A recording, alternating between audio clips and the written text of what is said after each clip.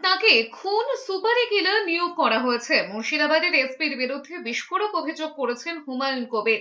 জনতা উন্নয়ন পার্টির প্রধানের দাবি, রাজনৈতিকভাবে মোকাবেলা করতে না পেরে প্রশাসনিক শক্তিকে ব্যবহার করা হচ্ছে। হুমায়ুন কবির দাবি করেছেন তাকে খুনের জন্য দুজন সুপারি কিলার নিয়োগ করা হয়েছে। তার গাড়িতে দুর্ঘটনা ঘটিয়ে হত্যার চক্রান্ত করা হয়েছে বলে অভিযোগ করেছেন তিনি। কার্যত হুঁশিয়ারি দিয়ে বলেছেন, নির্বাচন কমিশন ভোটের দিন ঘোষণা করুক, তারপর মুর্শিদাবাদের এসপি কোথায় থাকেন, লালগোলার ওসি কোথায় থাকেন, প্রশাসনের কর্তারা কোথায় থাকেন, তিনি দেখবেন। এসপি আবার আমাকে খুন করার জন্য ঠিকে নিয়ে এসছে।